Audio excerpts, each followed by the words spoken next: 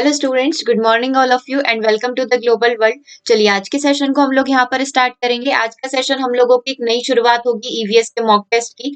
EVS के mock test हम लोग यहाँ पर स्टार्ट करने जा रहे हैं, जिसके अंदर कुछ क्वेश्चन आपके शिक्षा शास्त्र के रहेंगे, कुछ क्वेश्चन आपके पर्यावरण मेन सब्जेक्ट के रहेंगे। राइट, तो आज पहला सीरीज हम लोग इसका पहला टेस्ट यहाँ पर स्टार्ट कर रहे हैं। तो जितने भी स्टूडेंट चैनल पर न्यू है, चैनल को सब्सक्राइब कर लीजिए ताकि इसी तरीके से वीडियोस के नोटिफिकेशन आपको मिलते रहे। और व्हाट्सएप ग्रुप से जुड़ने के लिए आप मैसेज कर सकते हैं 8770803840। ठीक है, इसका पीडीएफ आपको वेबसाइट पर मिल जाएगा और वेबसाइट का लिंक आपको वीडियो के डिस्क्रिप्शन में दिया हुआ है। आप वहां जाकर वेबसाइट को विजिट कर सकते हैं। राइट, वन बाय वन करके क्वेश्चंस को हम लोग यहाँ पर स्टार्ट करते हैं। क्वेश्चन का पैटर्न क्या रहेगा? आज थोड़ा इजी पैटर्न यहाँ पर डिजाइन किया गया है ताकि at the last of the session जब आप अपने स्कोर काउंट करें तो कमेंट करके जरूर से बताएं कि कितना स्कोर, यदि आप यहाँ पर अच्छा स्कोर कर पाते हैं, 25 प्लस स्कोर होगा तो लेवल इस तरीके से डे बाय डे करके यहाँ पर इंक्रीज किया जाएगा। ठीक है, चलिए सेशन को स्टार्ट करेंगे। और कितने टाइप के क्वेश्चन रहेंगे, जिस तरीके से आप एग्जाम में टेस्ट लगाते हैं जहां पर आपका ईवीएस भी आता है, पर्यावरण भी आता है और साथ में उसका शिक्षण शास्त्र पेडागोजी भी आता है, तो उसी तरीके से सेम पैटर्न यहाँ पर रहने वाला है। चलिए सेशन को स्टार्ट करेंगे। सबसे पहले क्वेश्चन की बात करेंगे, पर्यावरण के जैविक कारक कौन कौन से?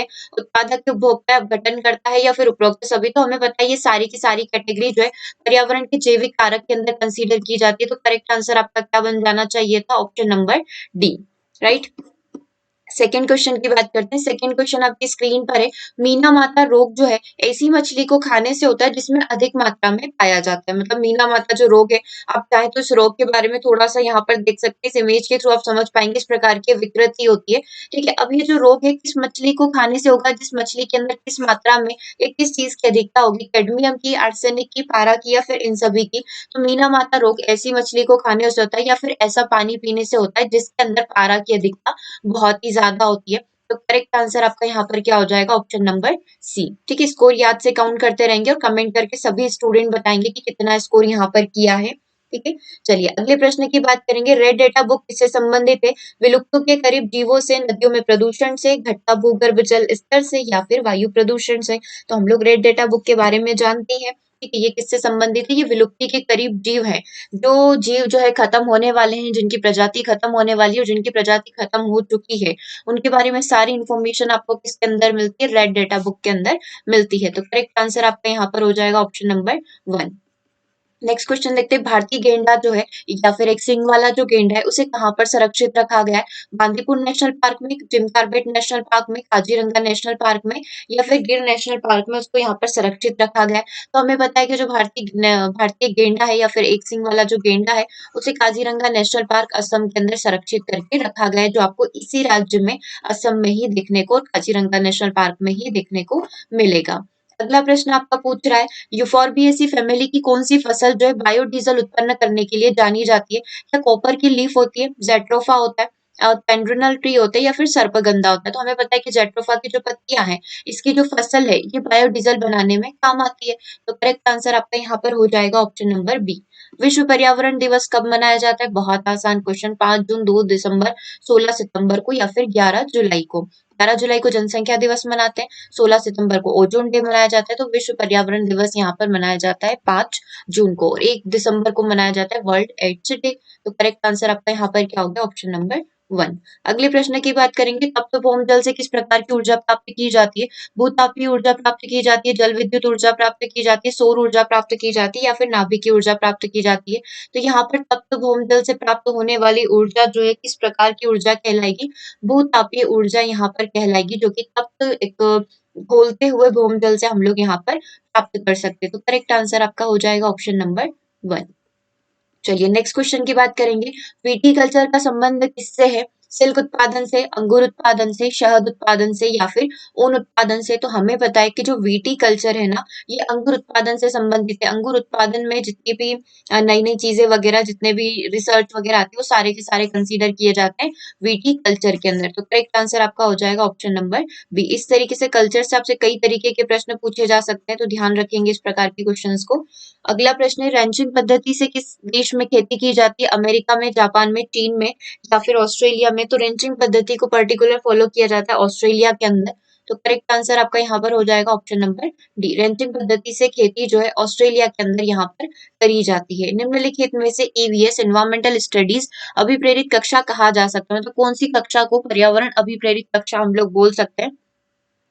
शिक्षक द्वारा दिए गए सुधारात्मक कार्य के आधार पर, कक्षा में सर्वाधिक उपस्थिति के आधार पर, कक्षा में पूर्ण निस्तब्धता के आधार पर, या फिर कक्षा में प्रश्न पूछना, प्रयोग करना और बुद्धिशीलता संबंधी कार्यों के आधार पर। तो देखो यहाँ पर सुधारात्मक एक रिमीडियल की बात तो की नहीं जा रही है। सर्वाधिक उपस्थिति मतलब बच्चा पूरे टाइम, जितने भी टाइम स्कूल लग रहा है, हर टाइम क्लास के अंदर प्रेजेंट रहे। तो हम लोग नहीं बोल सकते ना कि अभिप्रेरित क्लास एक मोटिवेटेड क्लास है। पूर्णतः निस्तब्धता, बच्चा एक पेसिव लर्नर की तरह पार्टिसिपेट कर रहा है, वी कांट से। तो करेक्ट आंसर यहाँ पर आपका क्या हो जाएगा? ऑप्शन नंबर डी, यानी कि कक्षा में प्रश्न पूछना, प्रयोग करना और बुद्धिशीलता संबंधी कार्य करना। करेक्ट। चलिए अगले प्रश्न की बात करेंगे। क्वेश्चन नंबर 11 आपकी स्क्रीन पर है। देखते हैं क्वेश्चन नंबर 11 क्या बोल रहा है। अगेन आपका पर्यावरण शिक्षण शास्त्र का क्वेश्चन है। पर्यावरण अध्ययन के महत्वपूर्ण शिक्षण सिद्धांतों में से एक सिद्धांत यहाँ पर क्या हो सकता है? पर्यावरण संबंधी जो पुस्तकें हैं उनका आधिकारिक प्रयोग हम लोग करें। पर्यावरण संसाधन के रूप में पर्यावरण अध्ययन संसाधन के रूप में पर्यावरण का प्रयोग करें। छात्रों को अधिक से अधिक गृह कार्य यहाँ पर दें, या फिर उपरोक्त सभी जो कारक हैं यहाँ पर पर्यावरण अध्ययन शिक्षण के हो सकते हैं। करेक्ट आंसर क्या है? अध्ययन संसाधन के रूप में यदि हम लोग पर्यावरण का प्रयोग करेंगे तो ये सबसे अच्छा एक शिक्षण सिद्धांतों में कंसिडर किया जाएगा, क्योंकि पुस्तकों का प्रयोग करना ज्यादा सही नहीं रहेगा। छात्रों को ज्यादा से ज्यादा होमवर्क देना बिल्कुल करेक्ट नहीं है। तो सिर्फ एक ही आंसर यहाँ पर करेक्ट हो सकता था, ऑप्शन नंबर बी, यानी कि अध्ययन संसाधनों के रूप में हम पर्यावरण का प्रयोग करें। ठीक है, तो आंसर मैं यहाँ पर लिख देती हूँ। आंसर क्या हो गया इसका? आंसर हो गया है आपका यहाँ पर ऑप्शन नंबर बी। ठीक है, ये वाला आंसर आपका करेक्ट हो जाएगा। चलिए अगले प्रश्न की बात करेंगे, नेक्स्ट क्वेश्चन को देखेंगे। नेक्स्ट क्वेश्चन आपकी स्क्रीन पर है। विद्यार्थी किन परिस्थितियों में, देखो क्या दिया हुआ है, विद्यार्थी किन परिस्थितियों में पर्यावरण अध्ययन सबसे बेहतर ढंग से सीखते हैं? कक्षाओं में अच्छे शिक्षण से, पर्यावरणविदों से बातचीत करके जिनको इस चीज का बहुत ज्यादा नॉलेज है, प्राकृतिक सामाजिक व आर्थिक सांस्कृतिक परिस्थितियों में जाकर, या फिर उपरोक्त में से कोई नहीं। तो सबसे अच्छा पर्यावरण सीखने का ये तरीका हो सकता है कि बच्चा नेचुरली या वास्तविक रूप से पर्यावरण से कनेक्टेड रहे, यानी कि प्राकृतिक सामाजिक एवं सांस्कृतिक परिस्थितियों में जाकर जो है बच्चा पर्यावरण का यहाँ पर अध्ययन कर सकता है। तो करेक्ट आंसर हम लोग यहाँ पर कंसीडर करेंगे ऑप्शन नंबर सी। पर्यावरण अध्ययन से किस चीज का पता चलता है? पर्यावरण संरक्षण सरकार की जिम्मेदारी है, पर्यावरण संरक्षण प्रकृति की जिम्मेदारी है। पर्यावरण संरक्षण सरकार की जिम्मेदारी तो है ही, लेकिन हमारी भी जिम्मेदारी बनती है, हमारी भी रिस्पॉन्सिबिलिटी बनती है। तो ये सारे ही आंसर यहाँ पर करेक्ट है, तीनों ही ऑप्शन करेक्ट है। तो आंसर आपका करेक्ट हो जाएगा ऑप्शन नंबर डी। चलिए अगला प्रश्न देखेंगे, आंसर करेंगे। वृक्ष हमारे पर्यावरण का प्रदूषण कम करने में मदद करते हैं। प्रतिवर्ष जुलाई के महीने में लोगों द्वारा लाखों पेड़ लगाए जाते हैं, यह अवसर कहलाता है। मतलब जुलाई के महीने में जब कई सारे लोग मिलकर लाखों पेड़ों को लगाते हैं पर्यावरण को प्रदूषण को कम करने के लिए, तो इसे वन संरक्षण दिवस बोला जाएगा, वृक्षारोपण का महीना बोला जाएगा, वन महोत्सव बोला जाएगा, या फिर वन्य जीव सप्ताह यहाँ पर बोला जाएगा। देखो ऑप्शन नंबर डी तो वैसे ही हमारा कट हो जाएगा, क्योंकि वन्य के जीवों की, एनिमल्स की बात तो हो नहीं रही, हम तो पेड़ पौधे लगा रहे हैं। तो इसे किस नाम से जाना जाएगा? इसे वन महोत्सव के नाम से यहाँ पर जाना जाएगा। तो करेक्ट आंसर आपका हो जाएगा ऑप्शन नंबर सी। चलिए नेक्स्ट प्रश्न देखेंगे। मोनाल जो है किस देश का राष्ट्रीय पक्षी है? भारत का है, भूटान का है, नेपाल का है, पाकिस्तान का है? तो भारत का तो आप जानते हैं, मोर जो है, ठीक है, पिकॉक जो है हमारा राष्ट्रीय पक्षी है।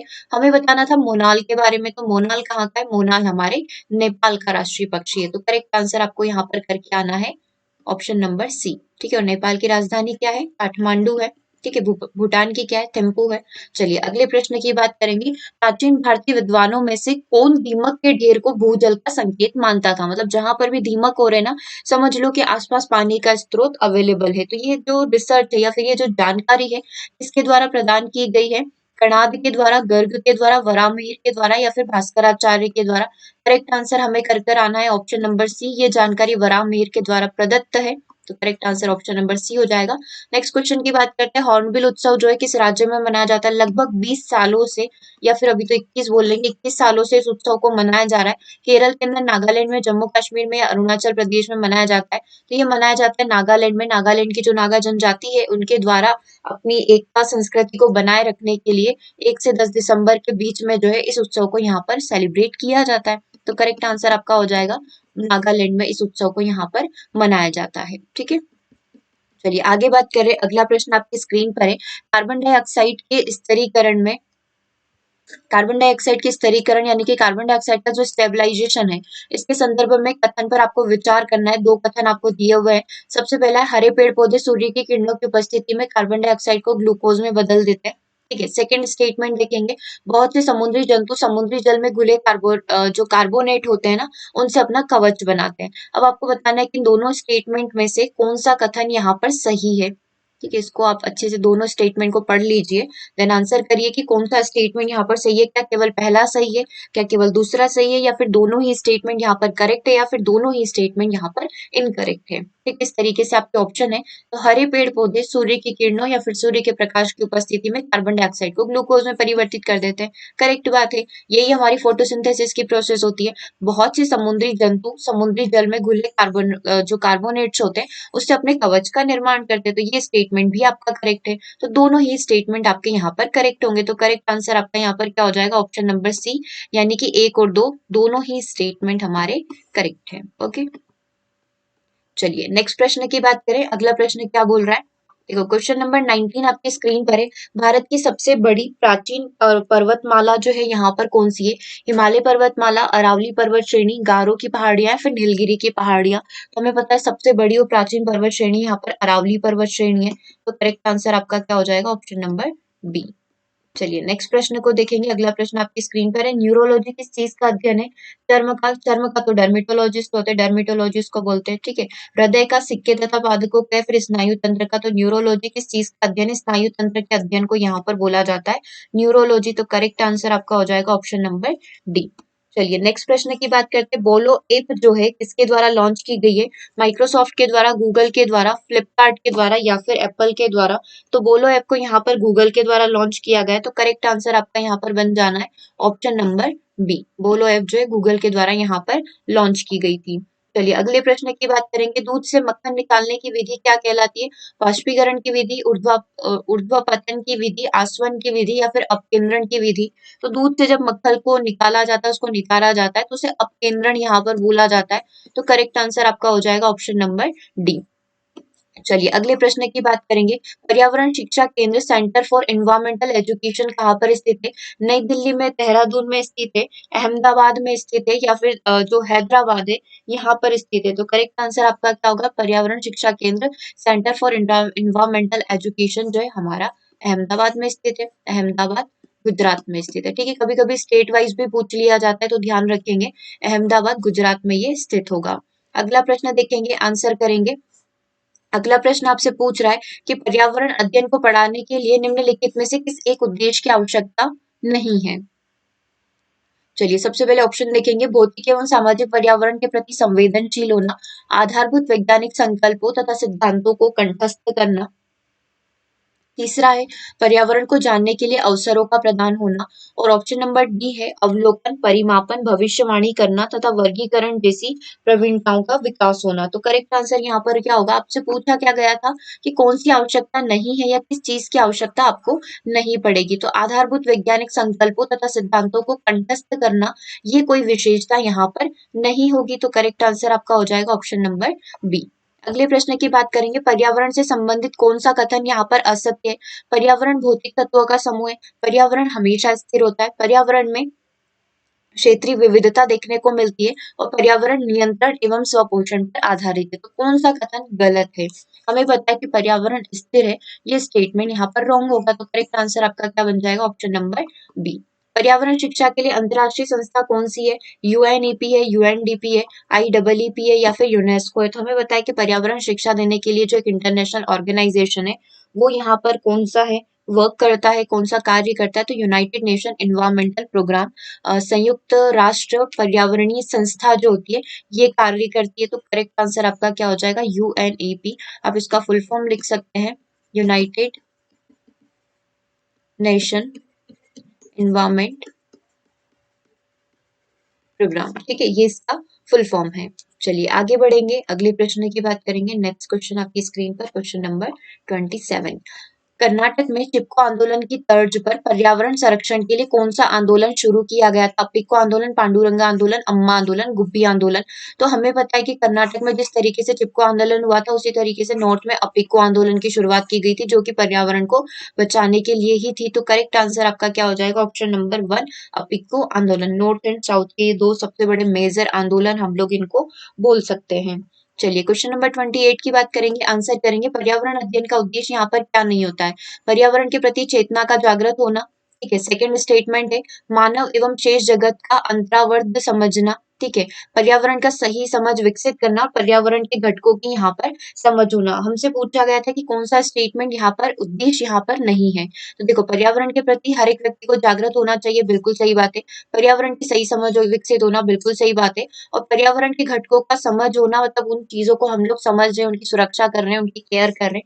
तो ये सारी चीजें पर्यावरण उद्देश्य के अंदर आती है। लेकिन कौन सा नहीं होता है? मानव एवं शेष जगत का अंतराबंध करना या फिर अंतराबंध समझना, ये जो चीजें हैं पर्यावरण अध्ययन के उद्देश्य के अंदर कंसीडर नहीं करी जाती है। ठीक है, चलिए आंसर यहाँ पर हो गया ऑप्शन नंबर बी।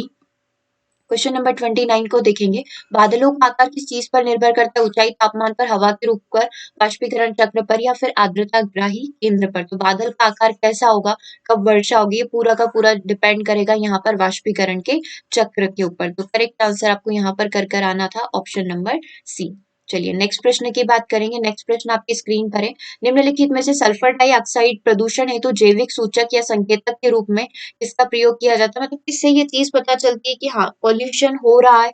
ठीक है, तो किसके बायोफ्राइटा का प्रयोग किया जाएगा, शैवाल का प्रयोग किया जाएगा, एल्गी का प्रयोग, या फिर स्नेयूडोमस का प्रयोग किया जाएगा, या फिर लाइकेन का प्रयोग किया जाता है? तो हमें पता है कि लाइकेन का प्रयोग किया जाता है। जहां पर लाइकेन की अधिकता होती है तो वहां पर हम लोग समझ सकते हैं। आप इसको देखिएगा, जहां पर लाइकेन की अधिकता होती है तो आप उस चीज को कंसीडर कर सकते हैं कि यहाँ पर पॉल्यूशन बिल्कुल नहीं है, न के बराबर है। और जहां पर लाइकेन पैदा नहीं होते हैं, लाइकेन का उत्पादन नहीं होता है, तो हम लोग वहां समझ सकते हैं कि यहाँ पर पॉल्यूशन प्रदूषण बहुत ज्यादा है, इसलिए लाइकेन यहाँ पर उग नहीं पा रहे हैं। ठीक है, लाइकेन कुछ नहीं होते, सिर्फ पहाड़ी घाटियों पर हल्की हल्की सी घास टाइप उगाती है, वही लाइकेन यहाँ पर कहलाती है। ठीक है, तो लाइकेन की अधिकता जो है शो करती है कि पर्यावरण प्रदूषण यहाँ पर बिल्कुल नहीं है, पर्यावरण पॉल्यूशन जो है बिल्कुल नहीं है, पर्यावरण हमारा पूरे तरीके से स्वच्छ है। ठीक है, किसी भी प्रकार का प्रदूषण पर्यावरण में मौजूद या वातावरण में मौजूद नहीं है। तो सल्फर डाइऑक्साइड प्रदूषण हेतु किस जैविक सूचक या संकेतक का प्रयोग किया जाता है?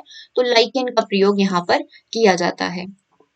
चलिए, तो 30 क्वेश्चन हम लोगों ने यहाँ पर कंप्लीट कर लिए। नाउ योर टर्न कि आप बताएंगे कि आपने कितना स्कोर यहाँ पर किया है। और व्हाट्सएप ग्रुप से जुड़ने के लिए आप मैसेज करेंगे 8770803840। आपका ईवीएस का कोर्स अवेलेबल है, आपके सीडीपी के कोर्स अवेलेबल है, आपका मैथ्स पेडागोजी का कंप्लीट कोर्स यहाँ पर अवेलेबल है। EVS REET and MP TET both अलग अलग एग्जाम है, दोनों के लिए अवेलेबल है। और यदि आप किसी भी टीईटी एग्जाम की तैयारी कर रहे हो और उसमें ईवीएस पूछा जा रहा है तो नोट्स यहाँ पर अवेलेबल है, आप चाहे तो इसे बाय कर सकते हैं। बाय करने के लिए आप सेम नंबर पर संपर्क कर सकते हैं और अधिक जानकारी के लिए आप वेबसाइट को विजिट कर सकते हैं। वेबसाइट का लिंक वीडियो के डिस्क्रिप्शन में दिया हुआ है, www.globalworldacademy.com करके अपनी वेबसाइट है, आप जाकर उसे विजिट कर सकते हैं। ओके, तो सेशन को हम लोग यहीं ओवर करेंगे, मिलेंगे हम लोग 6 PM सेशन में। 6 PM आपका लाइव सेशन रहेगा, जरूर से उसे ज्वाइन करें। ठीक है, जितने भी स्टूडेंट चैनल पर न्यू है, चैनल को सब्सक्राइब कर लीजिए ताकि इसी तरीके से और भी न्यू वीडियो के नोटिफिकेशन आप तक पहुंचते रहे। Okay, thank you for watching.